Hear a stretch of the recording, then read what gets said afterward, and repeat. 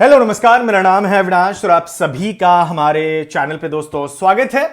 आज हम एक ऐसे ऑफ द टॉपिक के बारे में बात करने वाले हैं जहां पे एक ऐसे शख्स के बारे में बात करने वाले हैं जिसे पाकिस्तान और पूरे ग्लोबल लेवल पे बहुत ज़्यादा माना जाता है। बहुतों की वो फेवरेट खिलाड़ी भी है और पाकिस्तान को उन्होंने अच्छे समय तक, लंबे समय तक जो है मैचेस भी जीता है और बड़ा सुपरस्टार भी कहलाए। उनका नाम है लाला शाहिद अफरीदी। इनकी किताब जो है मैंने कुछ दिन पहले मंगाई थी लाला की और सोचा मैं पढ़ूं। इसी बीच बाबर ने कप्तानी छोड़ दी तो पढ़ने का मुझे टाइम नहीं मिला। अब मैं कुछ दिन में पढ़ के जो है आप लोगों को किस्से सुनाऊंगा लाला की ज़िंदगी के और बाद बाकी और भी क्रिकेटर से उनके बारे में भी। बहरहाल मैं इसीलिए इस टॉपिक को घसीट रहा हूं क्योंकि मौका है और दस्तूर भी है। दरअसल में कोई भी जंगल में ना एक ही शेर होता है, दो शेर नहीं हो सकता है, वरना लड़ाई हो जाएगी। समझ रहे हो? मतलब जंगल का राजा कौन है? शेर। और जंगल में दो राजा नहीं हो सकता, एक ही हो सकता है। पाकिस्तान में बाबर आजम की बढ़ती लोकप्रियता, जो पॉपुलैरिटी है, जो फेम है, जो फैन बेस है उनका जो बन चुका है, वो पाकिस्तान के फॉर्मर क्रिकेटर्स पचा नहीं पा रहे हैं, नहीं पचा पा रहे। उनको लग रहा है कि 8 साल में इस बंदे ने इतना मुकाम हासिल कर लिया जो हम लोग 20 साल खेलते हुए भी नहीं कर पाए। और पाकिस्तान की आवाम और पाकिस्तान क्रिकेट बोर्ड का जो कल्चर है वो बहुत ज्यादा गंदा कल्चर रहा है, बहुत गंदा कल्चर। गंदा कल्चर इसलिए मैं बोल रहा हूं क्योंकि वहां पे इनसिक्योरिटी सबसे ज्यादा है। ध्यान से सुनिएगा, इनसिक्योरिटी ज्यादा है, एक दूसरे से जलते रहते हैं। टैलेंट सब में है, बस जलते रहते हैं। और इसकी वजह से क्रिकेट लंबे समय तक पाकिस्तान में बंद भी रहा था, जो कांड हुआ सबको पता है।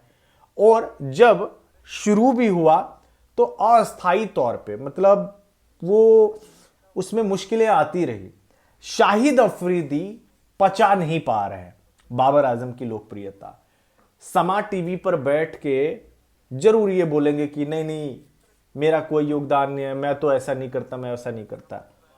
लेकिन मैं ये बात मानता हूं कि आप शाहीन के ससुर है, बाप के समान है आप उनके।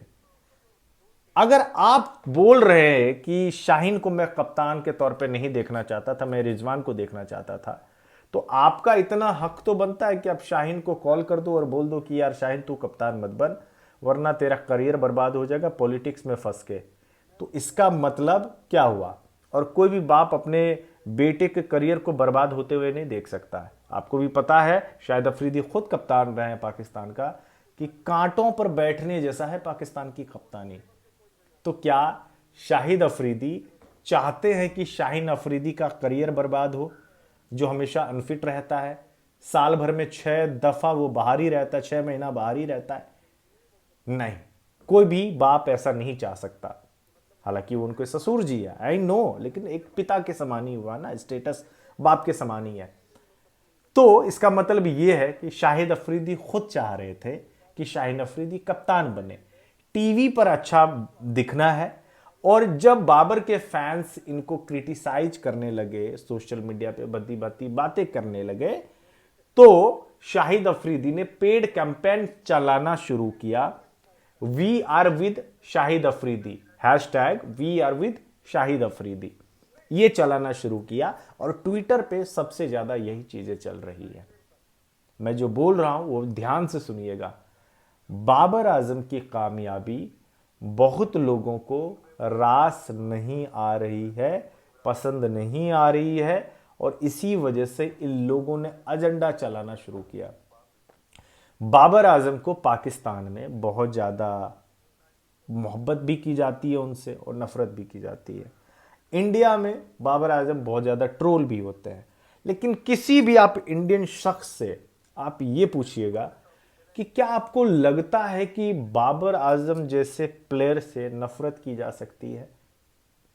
इंडिया में लोग इसी वजह से बाबर आजम को ट्रोल करते हैं क्योंकि बाबर के फैंस जो है विराट कोहली से उनका कंपेयर करते हैं, और कोई भी फैन अपने आइडल से किसी का कंपैरिजन नहीं चाहता है। लेकिन एक न्यूट्रल होकर अगर आप पूछेंगे ना तो हर इंडिया का बंदा बोलेगा कि Babar Azam is a world class player, बहुत अच्छा शॉट सिलेक्शन है, क्लासी प्लेयर है और बहुत अच्छा हम्बल इंसान है, इंसान के तौर पे बहुत अच्छा हम्बल है। यह बात आपको कोहली के फैंस भी बोलेंगे। तो किसी शख्स से इस तरीके से नफरत कैसे की जा सकती है? और यही बात है कि शाहिद अफरीदी बाबर आजम से जलते हैं और बाबर आजम को देखना नहीं चाहते, क्योंकि इन सारे फॉर्मर क्रिकेटर्स को लगता है कि बाबर आजम जो है वो क्रिकेट बोर्ड से भी ज्यादा बड़ा हो गया। इसी वजह से कारण यही है। और ये बात ध्यान में रखिएगा, जिनको लोग गिराते हैं ना, आप उनको क्या गिरा सकते हो? जिन्होंने चलना ही ठोकर खा के सीखा है ना? तो मेरे ख्याल से ये एजेंडा जो है ये बंद कर देना चाहिए और बाबर आजम को आराम करने लेना चाहिए कि भाई अब तू आराम कर, कप्तानी छोड़ दी कोई बात नहीं, अब बैटिंग पर ध्यान दे। और ये जो पॉपुलैरिटी कामयाबी है ना, ये ऊपर वाले का देन है। उन्होंने जितनी इज्जत आपके किस्मत में लिखी है ना, वो उतना आपको मिल के रहेगा।